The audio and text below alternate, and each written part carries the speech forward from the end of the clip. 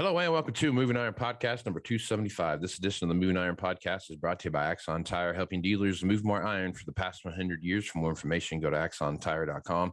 Axon Tire would like to give the loyal listeners of the Moving Iron Podcast a free Axon Tire resource mouse pad. So if you want to know how to do the metric conversions of tires and those kind of things, get one of those mouse pads and it'll show you how to do that. Go to axontiretips.com, fill out the form at the bottom, and you'll be good to go. Valley Transportation has been hauling ag and construction equipment across the country for the past 33 years. Call Parker at 800-657-4910 for all your trucking needs. At Valley Transportation, our goal is to help you reach yours. And no matter how you buy your ag equipment, whether it's from a dealer, an auction, or a private party, AgDirect can help you finance it. You can even apply online at agdirect.com. Learn more about your financing options at agdirect.com. And finally, Tractor Zoom has access to over $20 billion worth of heavy equipment sales data. Tractor Zoom's Iron Comps is the industry's trusted solutions for transparent heavy equipment values and auctionable pricing insights. So on this week's U.S. edition of the Moving Iron Podcast, I've got a good friend of mine, and well, you've been on here about as much as anybody else has, Alan. So Alan Hoskins from American Farm Mortgage Bank there in Louisville, Kentucky, and he is the president and national sales director out there. So Alan, how you doing, man? Doing well, Casey. Thanks for having me on again. I appreciate it. I love having you on here because we do two podcasts, one that we don't record and then one that we record. So I always enjoy it when you're on here. So how things out your way, man? Is it hot and dry, or you guys doing all right? We are hot and dry as a whole, but we've had some pockets that, honestly, we've got some pockets that really haven't struggled too much. They've got some timely rain, but we've had a tough couple weeks here in July so far, that it's been a little toasty to say the least, and we could definitely use a shower. Supposed to get some rain in here this coming week, so that'll certainly help things. Yeah, well, good. That's going out here. We've got it started out really dry, and I kind of running through my head here a little bit, but I feel like our average temperature for the past 4 weeks almost has been almost 100 degrees, it feels like. So hot, dry out here, but that's also summer in the Panhandle, so it's always hot and dry. So it's kind of the world we live in out here. But it's a unique year, Alan. I mean, you take a look at what's going on, and from an economic standpoint and what we see happening out there, we've seen some interest rates rise. Obviously, we're seeing a big we got almost 2 points since across the board. Since we started doing that. And kind of, I guess, as you're looking at this stuff now, and we're going through this year, this month yet, we're recording this July of 22, and they're supposed to, there's another hint of a full point, maybe a hint of 3/4 of a point, something like that, coming up again. So this interest rate thing is still weighing on people's minds. Alan, I guess is from a banker's perspective, when you're talking with your customers, those kind of things, how are you handling this conversation with your customer, and what are some of the advice that you're giving to these guys as they're looking at their, planning, going in through the fall and into the 23 crop year? Well, first and foremost, you're absolutely correct. We've seen a rise in rates. Again, one of the things that I think is important to keep in mind is, historically speaking, if you're looking over the past 30, 40 years, we're still at some very low interest rates. We obviously don't know ultimately what's going to happen. I believe, all felt the upward trend was going to come, and interest rate increases, no one likes them. And I think it's still a good time if you're looking at long-term rates. It's kind of interesting. The long-term rates right now aren't tremendously different than the short-term rates, which probably indicates there's still a good opportunity for folks out there that haven't, for whatever reason, fixed their rates, or if there's a foreign purchase. It's still, historically speaking, a pretty good time to lock in some rates. I think it's good for all operators on debt that they don't have fixed, or debt that they're anticipating incurring, to do some rate shocks with their cash flow. And I would say, looking, and I'm not a prognosticator of where rates are going, so I don't want to come across that I am, but I think if you and I were having this conversation a year ago or 2 years ago, I would say the exact same thing. Right. Rate shock your non-fixed rates by 200 to 300 basis points. Look at what that does to your operation so that you aren't surprised or you aren't caught off guard. If we do continue to see rates going up, it helps you, I think, make better decisions. And again, whether it's an equipment loan, whether it's a real estate loan, look at getting that debt fixed so that it puts the producer in charge of their interest rate expense, not the bank or Farm Credit or whatever institution they're using. Okay, so when you're looking at the economy right now, so we've seen, obviously seen some slide in commodity prices from where they've been, and we expect to see that. Didn't expect to see, $8 corn forever, and $14, $15, $16 beans forever. Of course, saw that coming down. So now I think we're back down to more what we'd consider to be a normal phase as we look into that. A lot of bearish news out there when you take a look at that. I mean, the Ukraine and Turkey and Russia all got together and decided they're going to work to figure out how to get something out. They did sign a deal as of, like, I don't know, it was 8:30 Central Time today or something along those lines, where they put some stuff together. That's going to see some pressure on the market that you're going to see coming there. Input costs, all those things that we're seeing there, delays, shortages from the equipment side of the business that you're working with these customers. So there's just a billion things getting thrown at guys right now.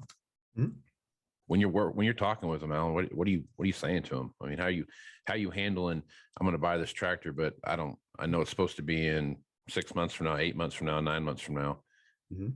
What are you doing different than you were doing this time last year? Well, I guess, Casey, before I answer that question, let me say this. I'm not really doing anything different now than I was then, from the standpoint of I'm listening first. Okay. Because right now there's an awful lot of white noise, and it's easy to become discouraged because everything you just said is absolutely factual. And if you look at all the challenges as a collective group, it's a pretty weighty thing for producers to consider. And when you have that occurring, sometimes it's pretty easy to get,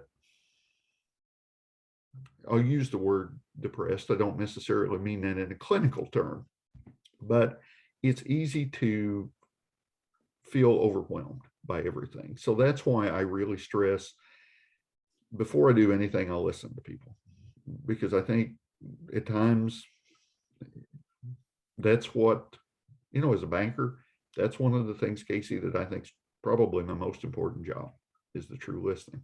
Now, once we kind of get through that aspect, and they're asking, what do you think about doing this?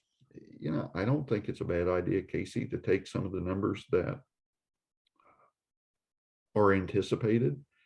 And we talk about shocking interest rates. Same thing's true with a new tractor purchase. Let's shock that value a little bit. Let's look at what it does to your cash flow. With producers that don't have a lot of debt, and there are producers like that out there, one of the things that I really urge them to do is to plug a debt number into their cash flow. Set that money aside for future anticipated cost increase, so that there is working capital there from that perspective. If they are on the financing side, let's look at what it does to their cash flow if we do factor in another 10% increase in some of these prices and the borrowing cost goes a little higher. I think it's important that producers look at where interest expense is as a percent of their total operation. And I don't think it's a time to stop doing the normal equipment upgrades that are needed. Yep. Because if you look at where we're headed, technology just continues its amazing adaptation look at some of the things that the new Yeah. sprayers and planters will do today. It's amazing. Even 15 years ago, we didn't think about that. Right. So I think that there are opportunities to lower operating costs with some of the newer equipment that's out there. It's just a matter of running the numbers and looking at the return on investment of acquiring that new feature and what does it do to the operation as a whole. So I still really encourage people to continue to look at the upgrades. Right on. Okay. All right. So let's talk about the overall kind of economy right now. And from you hear recession talk, recession. It's happening. Mhm. I'm not an economist, so even if I pretended to be one, you'd sniff that out pretty quick. So, but it, you read a lot of stuff, and there's this is kind of one of those first times where I really seen a hard line on the economy. You got half the group over here. Yes, recession's happening. We're going to see it in the September numbers. We're going to see we're in recession. The question is, how long have we been in recession? Right. That's what they're saying. Then you got another line over here is like, no doubt about it, we're probably in some level of contraction, but this is a very short-lived thing. We anticipate to see rates come down again next year by back to what we're a more normal level of what we saw previously. And this is just a blip on the screen until we get supply chains figured back out and we're all kind of up and running again. Mm-hmm. I guess, Alan, as you take a look at that, what's your opinion of the recession talk, and what's your opinion of the overall economy right now? Well, first and foremost, if you look historically, we've gone through periods of time where the country was in a recession. But at the end of the day, Casey, it's the individual's circumstances that really matter to them. That you can have the general economy or the ag economy be in a recession, and you can still have some producers that are doing pretty darn well. So yeah. I would say first and foremost that the term recession is definitely applicable to the economy as a whole. And I'm not saying we're in a recession, because like you, I'm not an economist. I don't think anybody's ever confused a banker with an economist. Those are two entirely different things, particularly in my case. Yeah. So, but at the end of the day, it's about how each of us feel individually. That is what guides us.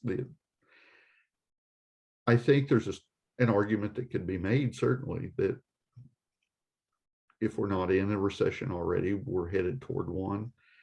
I don't know all the particulars that define whether a recession is here. Right. There are people that do know that. I'm just not one of them. I do think if you look at our economy as a whole, I'm 58 years old. I was old enough to remember 1981, whenever we saw a lot of rapid price increases. I think it would be foolish to argue that, with very few exceptions, we've not seen just extremely high price increases over this time. Mm-hmm. So I don't know what is going to drive those prices back down. I know if you look at fuel as an example, and I heard this said here a month or so ago, that said fuel prices go up like a rocket and they come down like a feather. That's true. Yeah. If you look at fuel prices, particularly in our area, you look at gasoline. We saw that rapid increase. We topped out around here at roughly $5 a gallon. It's backed off now to where we've seen some stations that are in the upper threes and some that are in the $4.25, $4.30. The thing, Casey, that I kind of find interesting, and I caught myself doing this, I drive a diesel pickup, and I was looking at fuel prices 3 weeks ago that were $5.99. I saw a station the other day that was at $4.99, and I was amazed at my own reaction, because I thought, wow, there's some cheap fuel. Yeah, all relative, right? It's all relative. And I guess, Yeah. Casey, that's my point about each individual circumstance. The country as a whole, we've got some challenges that we've got to overcome. We have the supply chain challenges. We have just the price increase challenges. Yep. And ultimately, I don't think, and I had this discussion with a customer day before yesterday. We were talking specifically about fertilizer prices, and the individual's looking at a farm purchase, and he's saying, what do I do about my fertilizer? What do I do on my projections for this farm purchase? Do I believe that fertilizer prices are going to come back down? Do I plug that into my cash flow? Or, we have seen some decrease in fertilizer prices. Or he's saying, do I use the current level? And, I don't think there's necessarily a right answer because we can't predict. But I do know that we have to make projections. And I think running the dual projections, run it at the prices where they are. Talk to your suppliers first and foremost. Talk to your, they're buying equipment, obviously talk to you. But when they're buying their fertilizer, talk to their dealer and say, look, what are you hearing? I know your crystal ball isn't perfect, but just tell me kind of what you're thinking, what you're seeing, what are you hearing that's unique in that industry? And you use those numbers, because obviously a pleasant surprise is always preferable to shock that we see if we plug in a fertilizer price of X and it ends up being X times 5. So I think, Casey, it's more just a matter of understanding that we can't predict the future. And I don't think anyone wants to literally bet the farm on where they think prices are going to be headed. But we still have some challenges ahead of us, without a doubt. The Fed's obviously working to try to mitigate a recessionary impact when you look at what's going on with interest rates. Mm-hmm. But again, I don't know of anyone that has a clear-cut answer to that particular question. Yep. I was hoping you did, because I sure don't. So sorry to disappoint you. Right on. All right. So as we start heading into fall harvest, this is going to be the kind of the tell the tape here of what things look like. Obviously, going to see some movements in commodity prices this time of year, like we always do. What happens with the overall spectrum of harvest and how that looks and all those kind of things, start seeing some things move around. As you take a look at going into 23, conversations that you're having with your customers, those kind of things, give me like 2 or 3 things that you're really paying attention to that you think are going to have a big kind of play on what you see happening in the 23 crop year. Well, do you mean that on an individual producer level or as a whole? I think as a whole, just 3 things that you're like, when you're kind of going through your lens of the world here, what are the 3 things you're really watching that are going to kind of help you decide what you're going to do moving forward, I guess is what I'm getting at. Number one, obviously being a banker, I'm going to cite interest rates. Sure. Because we don't know where that's going to head. Number 2, I would say looking at what opportunities are existing from the commodity price perspective about locking in potential profits. So I would say looking at, as we sit here today and going into 23, being proactive about locking in potential profits that may exist. Or I think that was number 2, sorry. And then number 3, looking at it on the fertilizer, both pricing and availability side, seeing what is trending toward change there. We heard things this year relative to availability that fortunately they didn't materialize to the negative to the degree that was initially anticipated or initially said could occur. We didn't see some of the shortages that we were afraid might come about. So I think that's still on my mind, Casey, from the standpoint of looking not just at price, but at potential availability and how to make sure the product is there. Okay. Because the fertilizer thing too, I mean, I think that's one of those. Some guys hit the lottery a little bit this year with if they had how they pre-purchased stuff going out of 21 and 22. There's a lot of guys that really did well with that. That leveler now is going to be kind of gone, and that's going to be a big tell the tape this year is what fertilizer price looks like, and where does availability come into play, especially even on the fuel side of it. I mean, again, a lot of guys had contracted a large amount of fuel going into this, what we see happening now, and you start looking at $3 and $4 off-road diesel, that starts really kind of making a big difference. You know, there's that leveling out there in the market that we're gonna have to pay attention to, I guess. So overall, where are you at on the positive scale? Are you have what's the term my grandma used to always use? Are you, I can't remember what it is now. I'm embarrassed about that, but are you on the happy side, or are you on the, you know, we got a lot of things to worry about? Or are you somewhere in the middle?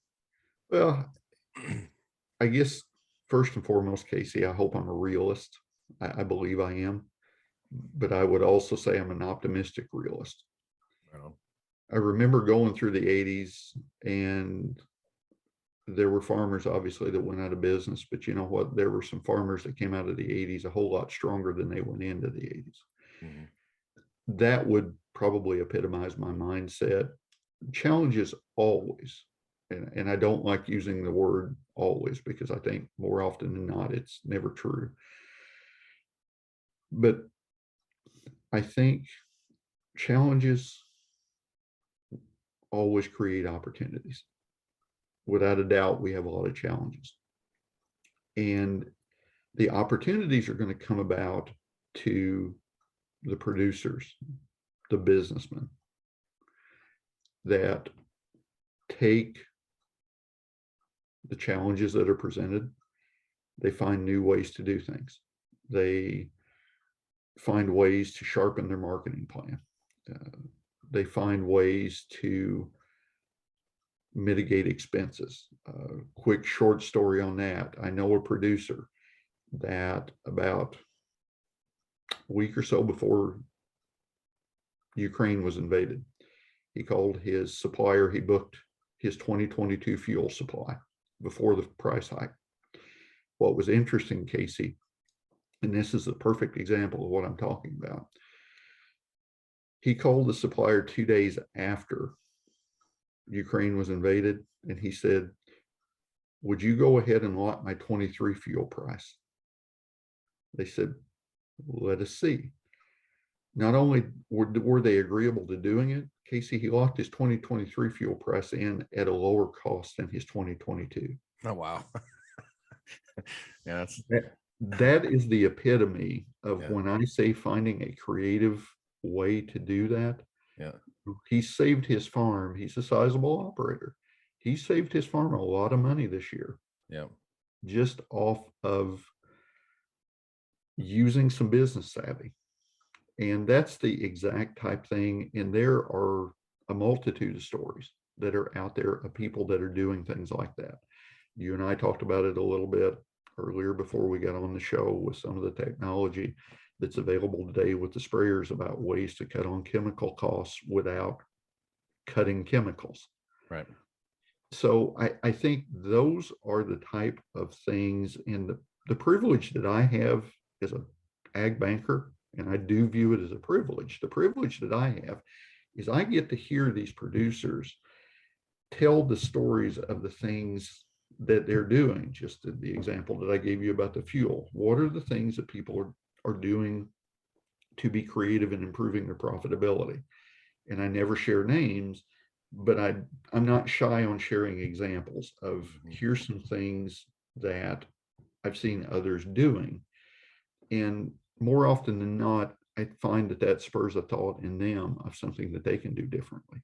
But without a doubt, with the challenges we face today, recession or no recession, it's going to require the producers to become better business people. We've seen that occurring over the last few years already, but I think that trend needs to escalate even more. They have people at their availability, such as yourself, that can be great resources to them. And I would really encourage them to do that. So to give you a definitive answer, I'm the optimistic realist. There's the real world we have to live in, but the truth is we're still going to have farmers in this world. Yep. No, that's a very good point you made there, Alan. Well, good stuff, Alan. If folks want to reach out to you and get more information about what you're doing, what's the best way to do that? Sure. They can reach out to me by email at ahoskins@americanfarmmortgage.com, or they can call our office at 800-876-2362. I would love to hear from people. Would love to hear their thoughts, because I've never participated in a conversation and I didn't learn something from someone. It's funny how that works, isn't it? Absolutely. But you have to listen. That's how you learn something, That's the key. Yes. Right on. Well, and I really appreciate you being on the podcast. I always enjoy having you on here. Thanks, Casey. I always have a good time doing it and always enjoy it. Right on. I'm Casey Seymour with Moving Iron Podcast. Make sure you check me out on Facebook, Twitter, and Instagram at Moving Iron LLC. Also go to LinkedIn at Moving Iron Podcast, and check out the video version of this at the Moving Iron Podcast YouTube channel. If you want to have more information about the Moving Iron Podcast in general, go to MovingIronLLC.com. The entire library is there. All the blogs I've written are out there as well. And get all the information about the Moving Iron Summit coming up here in Nashville, Tennessee, September 6th, 7th, and 8th. If you're interested in attending that, well worth your time. Alan's going to be there, and he's going to give a talk about what he sees happening out in the world. So more information about that, send me an email at MovingIronPodcast at MovingIronPodcast.com, and I will get you more information your way.